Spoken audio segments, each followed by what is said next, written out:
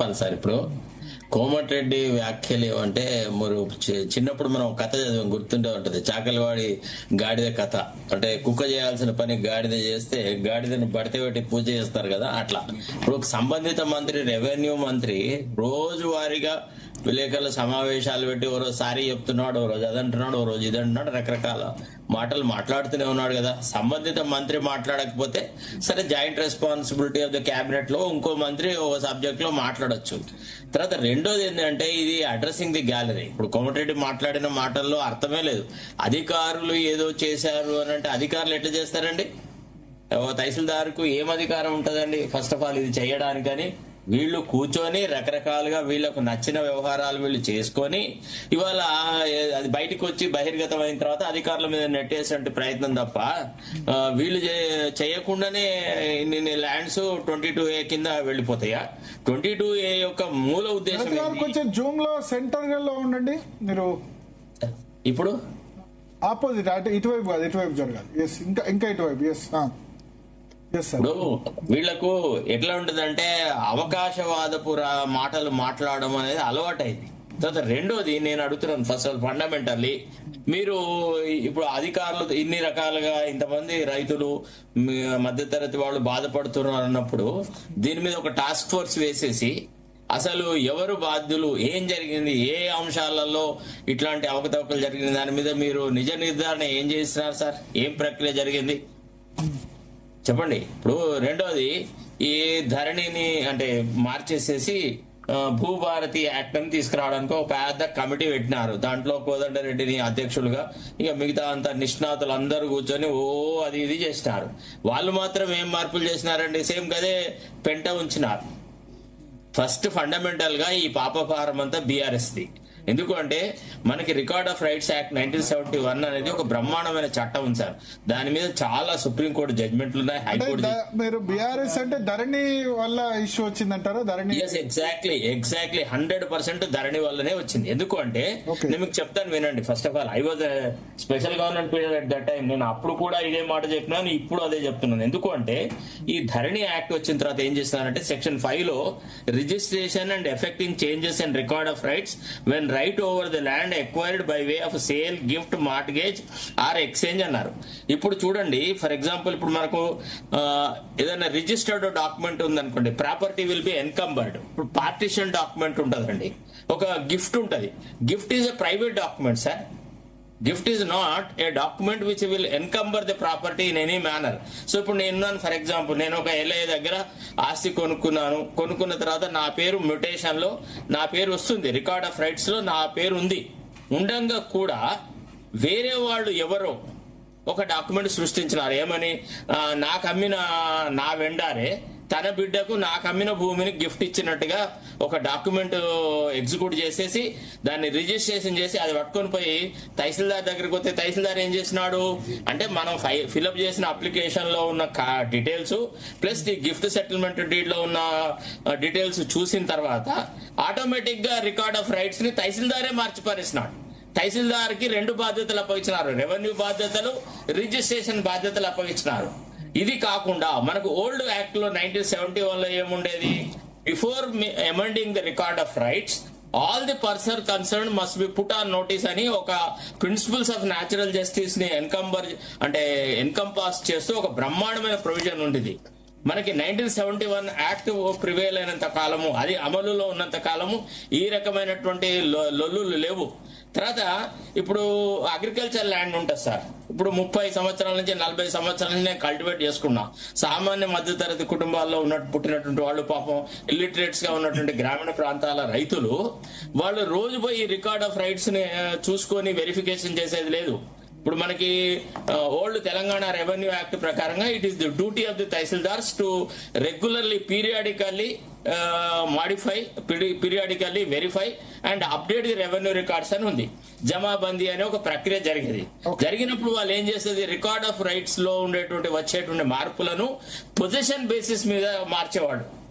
Position అనేది, ఇప్పుడు నేను పొజిషన్ లో ఉన్నాను, నా భూమి మాత్రం వేరే వాళ్ళ పేరు మీద ఉంది.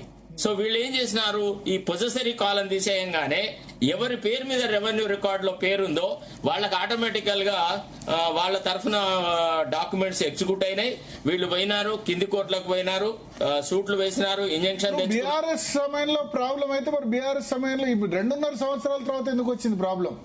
సార్ ఈ విషయాలన్నీ అప్పటి నుంచి జరుగుతున్నాయి. గత ఎన్నికల కంటే ముందు ధరణి మీద పెద్ద రచ్చ రామాయణం జరిగింది, లొల్లి జరిగింది. ఎన్నో సార్లు అప్పటి పిసిసి అధ్యక్షుడు ధరణిని బంగాళాఖాతంలో వేస్తా అన్నారు. తర్వాత ఎప్పుడైతే శ్రీధర్ బాబు గారు ప్రెసిడెంట్ అంటే ఇప్పుడు సీఎం అంతే కదా, ఇప్పుడు సీఎం తర్వాత ఇంకోటి శ్రీధర్ బాబు గారు ఎప్పుడైతే గాంధీ భవన్ లో ధరణి పోయి భూభారత్ వచ్చింది, మరి ఏమన్నా లాభం జరిగిందా?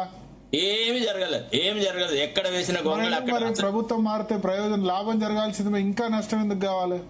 సార్ ఒక విషయం పైన దోపిడీ చేసేవాళ్ళు అప్పుడు ఏ పార్టీలో ఉన్నారో వాళ్ళు మళ్ళీ వచ్చి కాంగ్రెస్ పార్టీలోనే చేరినారు సార్. వీళ్ళు ఈ దళారీలు అనే వాళ్ళకు వీళ్ళకు పార్టీ ఉండదు, జెండా ఉండదు, ఎజెండా ఉండదు, ఐడియాలజీ ఉండదు, వీళ్ళకి ఏముండదు. వీళ్ళకి వ్యక్తిగత స్వార్థమే ఒక పరమావధిగా. ఇప్పుడు గతంలో ఎవరెవరైతే ఇసుక వ్యాపారాలు చేశారు ఇప్పుడు వాళ్ళందరూ ఎక్కడున్నారు సార్? కాంగ్రెస్ పార్టీలో ఉన్నారా లేరా? వాళ్ళకి 5 నిమిషాల్లో జెండాలు మార్చినారు తెలుసా మీరు?